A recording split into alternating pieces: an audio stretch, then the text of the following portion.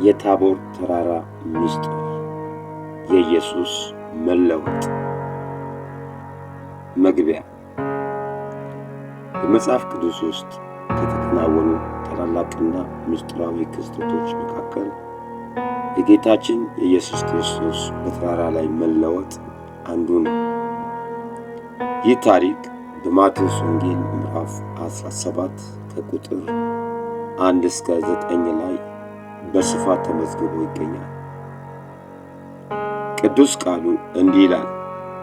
ከ6 ቀንም በኋላ ኢየሱስ ጴጥሮስንና ያዕቆብን ወንድሙንም ዮሐንስን ይዞ ወደ ረጅም ተራራ ብቻቸውን አወጣቸው። በፊታቸውም ተለወጠ፣ ፊቱም እንደ ፀሐይ በራ፣ ልብሱም እንደ ብርሃን ነጭ ሆነ። ለመሆኑ ኢየሱስ ለምን ወደ ታቦር ተራራ ወጣ? በዚያስ የተገለጡ ምስጢራት ለሕይወታችን ምን ትርጉም አላቸው? ዛሬ መጽሐፍ ቅዱስን መሠረት በማድረግ የታቦርን ተራራ 3 ታላላቅ ምስጢራት በጥልቀት እንመለከታለን።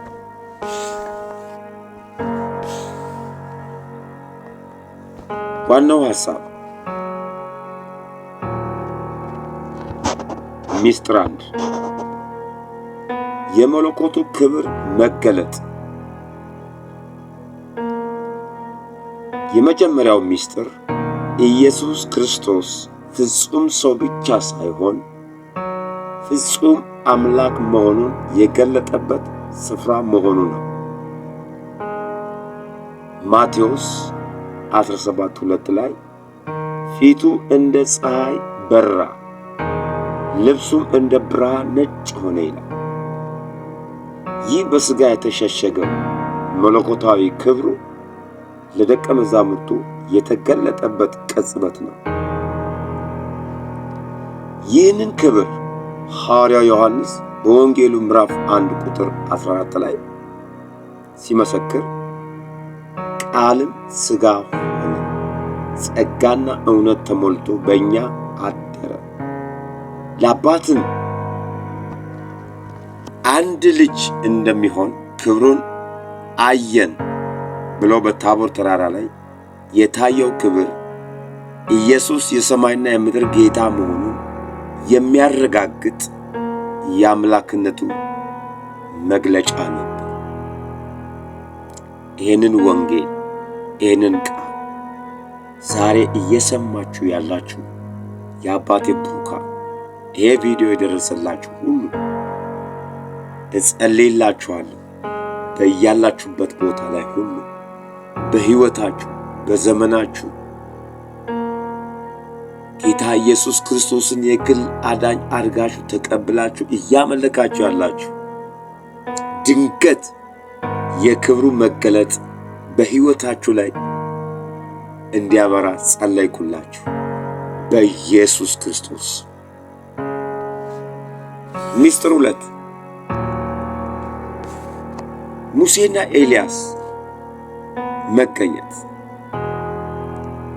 ሁለተኛው ምስጢር በዚያ ስፍራ የብሉይ ኪዳን ታላላቅ ሰዎች መገኘታቸው ነው። ማቴዎስ 17 ቁጥር 3 ላይ እነሆም ሙሴና ኤልያስ ከእርሱ ጋር ሲነጋገሩ ታዩአቸው ይላል። ሙሴ የሕግ ተወካይ ነው። ኤልያስ ደግሞ የነቢያት ተወካይ ነው። እነዚህ 2 ቅዱሳን ከኢየሱስ ጋር መቆማቸው ሕግና ነቢያት በእርሱ መፈጸማቸውን ያሳያል። ጌታችን ኢየሱስ በማቴዎስ ምዕራፍ 5 ቁጥር 17 እኔ ሕግንና ነቢያትን ለመሻር የመጣሁ አይምሰላችሁ፣ ለመፈጸም እንጂ ለመሻር አልመጣሁም እንዳለ ሙሴና ኤልያስ መጥተው የሕግና የነቢያት ፍጻሜ እርሱ መሆኑን መሰከሩ። በተጨማሪ ሙሴ የሞተና የተቀበረ ሰው ነው። ኤልያስ ደግሞ በሕይወት እያለ በሰረገላ የተነጠቀ ሰው ነው። ይህ የሚያሳየው ኢየሱስ ክርስቶስ በሮሜ ምዕራፍ 14 ቁጥር 9 ላይ እንደተጻፈ ስለዚህ ነገር ክርስቶስ ከሙታንም ከሕያዋንም ጌታ ይሆን ዘንድ ሞቷልና ሕያውም ሆኗልና የሚለውን ቃል ያረጋግጣል። እርሱ የሕያዋንን የሙታንም አምላክ ነው። ዛሬ በጌታ በኢየሱስ ክርስቶስ ሥልጣን በሕይወት ያላችሁ እንዲሁም የሞተ ዘመዶች ያሏችሁ የተቀበልነው ጌታ ኢየሱስ ክርስቶስ የሙታንም የሕያዋንም እርሱ አምላክ እንደሆነ መጽሐፋችን ይመሰክራል። ኢየሱስን በእናንተ ጆሮ ላይ፣ በእናንተ ልቦና ላይ፣ በእናንተ አእምሮ ላይ ሰው አድርገው ነቢይ አድርገው እንዲሁም ደግሞ ከእግዚአብሔር የተላከ መልእክተኛ አድርገው የሚነግሯችሁ ዛሬ በኢየሱስ ስም የነሱ አዋጅ የተሻረ ኢየሱስ የሙታንም የሕያዋንም አምላክ ነው። ልክ እግዚአብሔር በዛት ላይ እንደተናገረው ለሙሴ እንደተናገረው እኔ የአብርሃም የይስሐቅ የያዕቆብ አምላክ ነኝ። ተመልከቱ፣ እግዚአብሔር የሙታን አምላክ ሳይሆን የሕያዋን አምላክ ነው። በእርሱ የሞቱ ሁሉ ሕያዋን ናቸው። በእርሱ አምነው የሚኖሩ ሁሉ ሕያዋን ናቸው።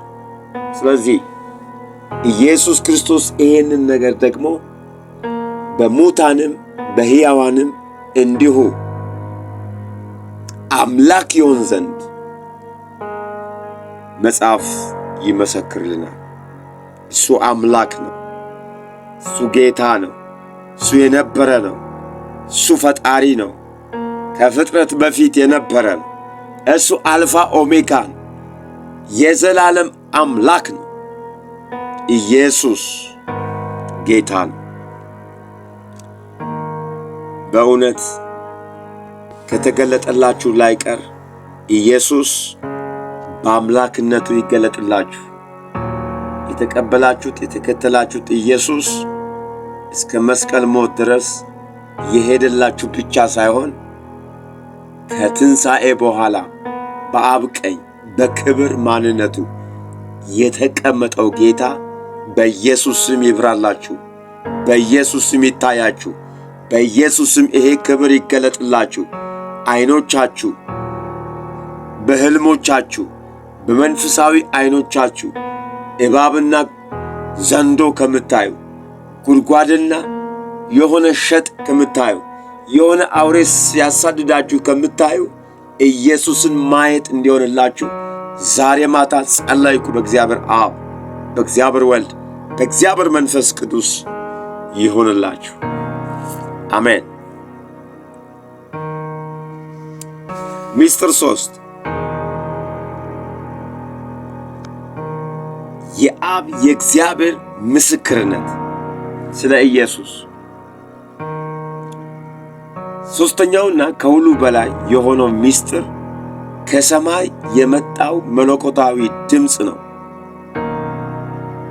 ማቴዎስ 17 ቁጥር 5 ላይ እንዲህ ይላል፣ እነሆም ብሩህ ደመና ጋረዳቸው፣ እነሆም ከደመናው በእርሱ ደስ የሚለኝ የምወደው ልጄ ይህ ነው፣ እርሱን ስሙት የሚል ድምፅ መጣ። ይህ ሰማያዊ ድምፅ በትንቢተ ኢሳይያስ 42 ቁጥር 1 ላይ የተነገረው ትንቢት ይፈጸማል። እነሆ ደግፌ የያዝኩት አገልጋዬ፣ ነፍሴ ደስ የተሰኘችበት ምርጤ የሚለውን ቃል ሰማዩ ራሱ መሰከረ። እግዚአብሔር አብ እርሱን ስሙት ማለቱ ከሙሴ ሕግና ከኤልያስ ትንቢት በላይ አሁን ልጁን ክርስቶስን ልንሰማውና ልንገዛለት እንደሚገባ ያሳየናል።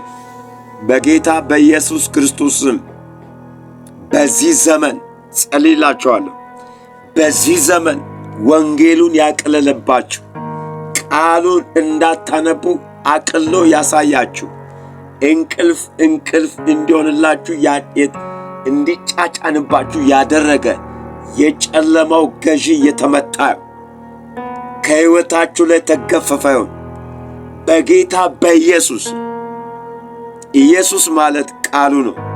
ቃሉ ማለት ወንጌሉ ነው። ወንጌሉ ማለት ከእናቱ ማኅፀን ጀምሮ እስከ ዕለተ ሞቱ ድረስ እስከ ትንሣኤው ድረስ ዳግም እስከ መምጣቱ ድረስ የተነገረ የእግዚአብሔር ቃል። ስለዚህ ይህንን ቃል እንድታጣጥሉት፣ ይህንን ቃል እንዳትቀበሉት፣ ይህንን ቃል እንዳትታዘዙት፣ በሕይወታችሁም እንዳትተረጉሙት የከለከለ የዚህ ዓለም ግብስባሶ ከሕይወታችሁ ላይ አራገፍኩ። አሜን ብትሉ ኮሜንት ላይ አሜን እያላችሁ ከጻፋችሁ በኢየሱስ ክርስቶስም ሥልጣን ሆኖላችኋል። ተባረኩ።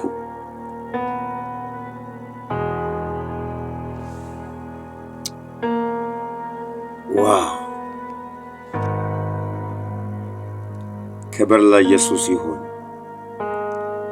እኛም የክርስቶስ ክብር ለማየት ከምድራዊው የኃጢአትና የጭንቀት ጩኸት ወጥተን ወደ ጸሎትና ወደ ቃሉ ተራራ መውጣት ይኖርብናል። ሕይወታችን በክርስቶስ ፊት ሲቆም እንደ ልብሱ ነጭ እንደ ፊቱም ብሩህ ይሆናል። ክብር ለኢየሱስ ይሁን። ክብር ለኢየሱስ ይሁን።